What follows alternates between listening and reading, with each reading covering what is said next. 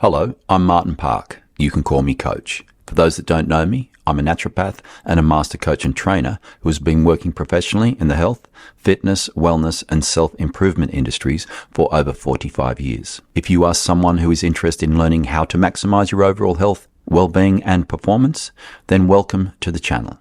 How good would it be if eating and exercise were just an optional extra in life as opposed to a necessity? A world where we could eat whatever we wanted and as little or as much as we wanted, and we never suffered any negative consequences. A world where we could do lots of activity or none at all, and again, without any negative outcomes either way. This would all make life a lot easier. For me, as much as I love food, I would choose to not eat at all, as the whole process is time-consuming, repetitive, costly, and requires a lot of effort to get it right so that our bodies get everything they need on a daily basis. I would still train at the gym as I like being in that kind of body shape, and also I would do a bit of walking as I enjoy it, but other than that, I would do nothing else at all. I'm curious as to what you would choose to do. Let me know in the comments. Anyway, enough whimsy, as that is not the case, as we are unfortunately bound by the biological realities of human physiology. Moving right along. Today I'm going to talk about, for weight loss and weight management,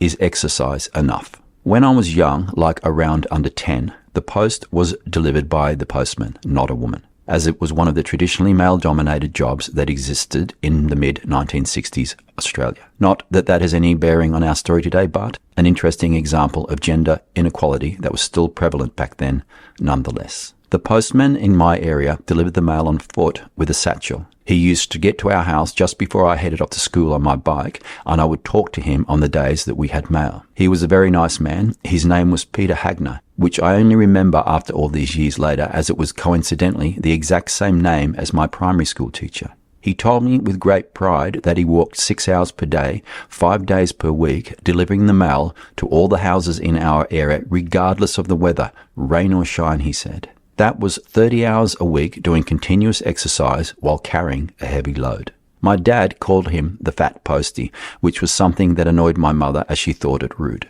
But overweight he was, and over the 2 years that he delivered the mail to our house, he kept getting fatter and fatter and fatter. During this same period of time, my mother contracted tuberculosis, TB, an infectious disease caused by bacteria that primarily affects the lungs, and she had to stay in hospital for a couple of months resting in bed and recuperating. She wasn't a big woman when she went into hospital, but when she came out, to my eyes, she looked like half her original weight. One person did 30 plus hours of activity per week and continuously gained weight. Another did no activity at all and spent most of their day lying in bed and lost a substantial amount of weight. Why is that? It is because weight management is not solely determined by physical activity alone.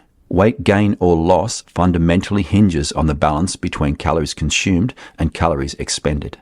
In Peter's case, despite his rigorous daily routine of walking and physical exertion, his body weight increased over time due to his diet. While this may seem like a paradox, it can easily be explained by the principle of energy balance. If Peter consumes more calories through his diet than he burns through his activities, regardless of how much activity he does, then the excess energy will be stored as fat, leading to weight gain. Conversely, my mother's situation illustrates the opposite. Even though she was bedridden for 2 months, doing no activity at all due to her minimal food intake from loss of appetite, alongside an elevated metabolism as a result of the infection, she lost weight. These examples underscore the fundamental truth about weight management. It is primarily influenced by the balance between calories consumed and calories expended, rather than just physical activity alone.